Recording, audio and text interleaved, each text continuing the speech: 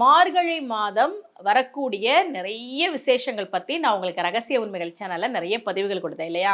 அனுமன் ஜெயந்தி மார்கழி மாதம்தான் வரும், வைகுண்ட ஏகாதசி மார்கழி மாதம்தான் வரும், ஆருத்ரா தரிசனம் மார்கழி மாதம் தான் வரும், கூடாரவல்லி மார்கழி மாதம்தான் வரும். இப்படி நிறைய விசேஷங்கள் மார்கழி மாதத்தில் தான் வரும்.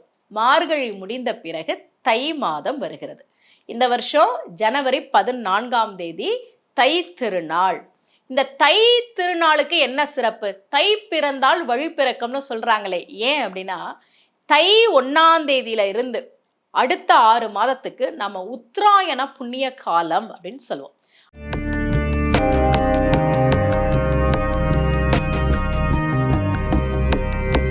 ரகசிய உண்மைகள் சேனலை பார்த்து கொண்டிருக்கும் உங்கள் அனைவருக்கும் சுமதி ஸ்ரீயின் அன்பு வணக்கம். இந்த பகுதியில் நம்ம நிறைய பரிகார முறைகள், பரிகார தலங்கள், ஆன்மீக கேள்வி பதில்கள், ஆன்மீக சந்தேகங்கள், என்ன பிரச்சனைக்கு என்ன மாதிரி வழிபாடு பண்ணணும்னு தொடர்ந்து பார்த்துக்கிட்டு இருக்கோம்.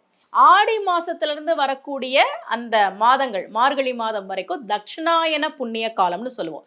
இந்த தட்சிணாயன புண்ணிய காலத்துல இருந்து அது கொஞ்சம் இருள் சூழ்ந்திருக்கக்கூடிய காலகட்டம். நம்ம சூரியனுடைய நகர்வை வச்சுதான் நம்ம இதை சொல்றோம். அப்போ அந்த மார்கழி மாதம் வரைக்கும் இருக்கக்கூடிய அந்த இருள் விலகி உத்தராயண புண்ணிய காலத்தில் புது வெளிச்சம் வருகிறது. அதனாலதான் தை பிறந்தால் வழி பிறக்கும்னு சொன்னாங்க. ஜனவரி 14ஆம் தேதி தை திருநாள், மகர சங்கராந்தின்னு பேரு. ஏன் அதுக்கு மகர சங்கராந்தின்னு பேருன்னா, சூரியன் தனுர் ராசியிலிருந்து மகர ராசிக்கு பிரவேசிக்கிற நாள்.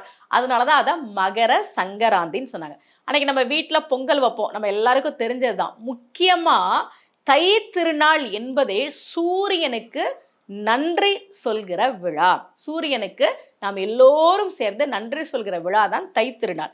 நம்ம வீட்டில் பொங்கல் வைக்கும்போது, நீங்கள் வாசலில் பொங்கல் வச்சாலும் மொட்டை மாடியில் பொங்கல் வச்சாலும், அந்த பொங்கல் வைக்கிற இடத்துல நம்ம ஒரு கோலம் போடுவோம்ல, வலது பக்கம் சூரியனையும் இடது பக்கம் சந்திரனையும் கோலமாக போட்டு நீங்கள் பொங்கல் வைங்க. நாங்கள் அப்பார்ட்மெண்ட்டில் இருக்கிறோம், வீட்டு வாசலெல்லாம் பொங்கல் வைக்க முடியாது, மொட்டை மாடியிலலாம் பொங்கல் வைக்க முடியாதுன்னா நம்ம அடுப்பில் பொங்கல் வச்சுட்டு பால்கனியில் சூரியன் எங்கே இருக்கும், பால்கனி இருந்ததுன்னா அங்கே அல்லது வீட்டு வாசலில் நாம் படையல் போடலாம். சூரியனுக்கு படையல் போடுறது தான் பொங்கல். இந்த ஜனவரி 14ஆம் தேதி சாமி கும்பிடுறதுக்கு நல்ல நேரம்னு ஒன்று இருக்கும் இல்லையா? அதை நான் உங்களுக்கு சொல்கிறேன். மதியம் 12 மணிலேருந்து 1 மணி வரை நீங்கள் பொங்கல் முன்னாடியே வைக்க ஆரம்பிச்சிடலாம். சூரியனுக்கு நம்ம படையல் போட்டு நன்றி சொல்றது, சாமி கும்பிடுறது, இதெல்லாம் மதியம் 12 மணிலேருந்து 1 மணி வரைக்கும் நல்ல நேரமா இருக்கு. அந்த நேரத்தில் நீங்க பண்ணுங்க. அப்படி நீங்க வழிபாடு செய்கிற போது சூரியனுடைய காயத்ரி மந்திரத்தை சொல்லி நாம் சூரியனை வழிபாடு செய்ய வேண்டும். ஆதித்ய ஹிருதயம் தெரிஞ்சதுன்னா நீங்க ஆதித்ய ஹிருதயம் சொல்லுங்க.